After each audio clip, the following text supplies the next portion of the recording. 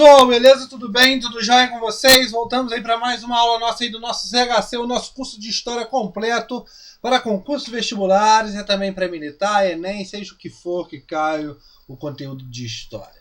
O e-mail historiacompanhão@outlook.com, Facebook, isto saiu, celular mensagem, 3291650267.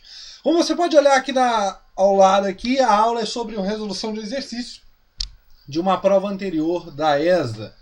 Beleza? Mas eu tenho que falar para vocês o benefício do nosso canal Isti Sattler. Você que é da ESA, entrando no canal Isti Sattler no YouTube, se inscrevendo, que nos ajuda, você tem vários benefícios. Por exemplo, você tem a playlist de História do Brasil, você tem a playlist de Resumão ESA, você tem as dicas aqui, ó, as dicas ESA e SPSEC, você tem aqui o Pulo do Gato e entre outros. Beleza, pessoal? Lembrando para vocês que essa playlist aqui, ó, de História do Brasil é super completa mesmo. Tranquilo, pessoal? Beleza? E nós temos, entre outros, aulas aí para vocês, playlist. Falando também de História da América, História Geral, História do Brasil e Meio Ambiente com o professor Igor. São aulas super completas mesmo. Tranquilo, pessoal? Entre aí no nosso canal no YouTube, o Isti Sattler, se inscreva e tem tudo mais. Beleza? Vamos falar então sobre a prova da ESA de 2012, se eu não me engano. O tema é Segunda Guerra Mundial e o BR, beleza? Pessoal, aqui nós vamos falar mais da parte da industrialização, tranquilo? A Segunda Guerra Mundial, em 1939 a 1945, teve efeitos favoráveis à política de industrialização do BR. Neste período, o fato responsável pelo impulso da industrialização brasileira foi... Pessoal, nós temos que entender uma coisa primeiramente. Esse período de Segunda Guerra, de 39 a 45, nós temos que saber que é um período em que nós temos um presidente, um bom velhinho, o chamado Getúlio Dornelas Vargas, que entra no golpe através de 1930, uma revolução, a Revolução de 30, e começa o seu governo. Beleza, pessoal?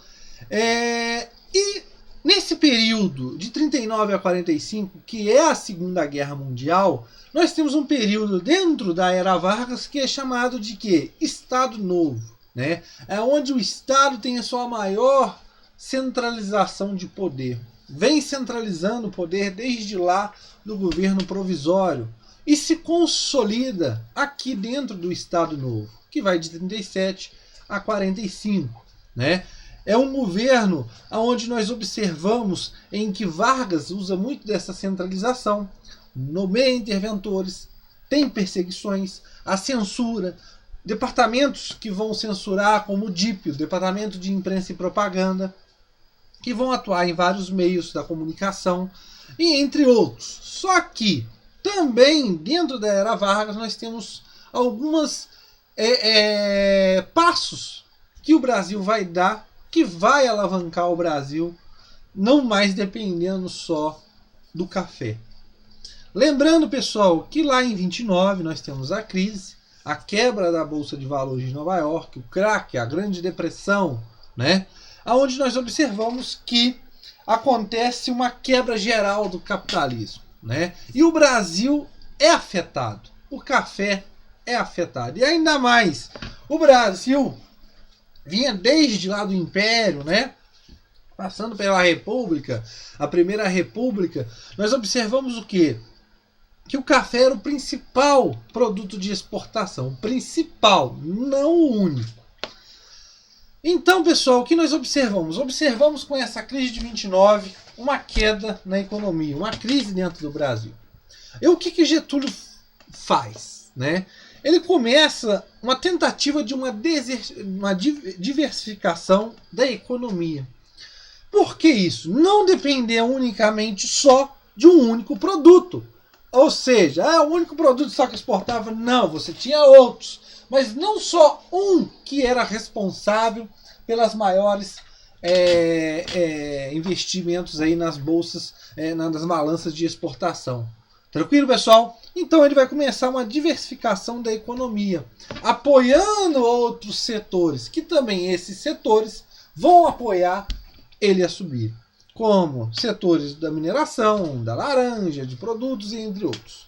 Beleza? Outra coisa que nós observamos dentro do governo de Getúlio Vargas é uma industrialização. Professor, antes nós tínhamos industrialização do Brasil? Podemos dizer que até que sim, nós tivemos alguns surtos industriais. Lembrando que para um país ter uma industrialização forte, ter uma revolução industrial, vamos dizer assim, ele tem que afetar principalmente, não basta ter só indústrias, mas tem que mudar o eixo populacional e tem que ter uma significativa mudança no produto interno bruto. E dentro de Getúlio Vargas, do governo, na era Vargas, você vai observar esse aumento da industrialização e, consequentemente, fazendo mudanças dentro do Brasil. Beleza, pessoal? O que nós observamos dentro aqui? Nós observamos dentro dessa política de industrialização uma chamada substituição de importação. O que eu quero dizer com isso? Aquelas coisas que o Brasil importava agora começam a ser produzidas aqui dentro do Brasil. Ou seja, nada mais nada menos é você produzir aquilo que você importa. Tranquilo, pessoal? E através disso, nós temos a criação de indústrias, as chamadas indústrias de base. Tranquilo, pessoal? Essas indústrias, pessoal, elas tinham... Qual que era a sua ideia fundamental? Era criar um terreno para um desenvolvimento industrial dentro do Brasil. Essas indústrias de base, elas seriam alicerces de outras indústrias. Tranquilo, pessoal? E o que a Segunda Guerra tem a ver com isso? A Segunda Guerra, nós observamos que o Brasil vai receber investimentos para a criação de duas grandes principais indústrias de base, principalmente a CSN, a Companhia Siderúrgica de Volta Redonda, né? A Companhia Siderúrgica Nacional, que é criada em 1942, dentro do contexto Segunda Guerra Mundial. Aí nós observamos já o contexto dos Estados Unidos ajudando e tudo mais, a criação da Vale, né? Aí nesse caso, pessoal, nós temos duas grandes indústrias de base, uma que produz, né? Que extrai o minério, a matéria-prima, e outra que vai confeccionar essa matéria-prima no aço. Tranquilo, pessoal? Aí dentro desse caso nós temos uma mudança no eixo populacional, você vai ter uma grande oferta de mão de obra, aí nós temos a ligação com as leis do trabalho, aí nós temos a ligação também com o produto interno bruto, que a partir de 1950 nós vamos observar que o Brasil vai estar cada vez mais independente da agricultura, né, da agroexportação, mas nós temos a criação de outras companhias também, como a Eletrobras, a Petrobras depois, e entre outros. Beleza, pessoal? Tranquilo? Vamos para as alternativas. Essa questão é muito tranquila, pessoal. Esse aqui foi só um resumo, beleza? O desenvolvimento da indústria automobilística e de bens de consumo. Pessoal, esse período aqui não está relacionado de fato. Isso aqui vai ocorrer mais no governo de Juscelino Kubitschek. Tranquilo, pessoal? O setor automobilístico, né, a vinda da Volkswagen e tudo mais, o grande modal que vai prevalecer, o modal rodoviário. Tranquilo, pessoal? A letra B, vamos pular que ela é a correta.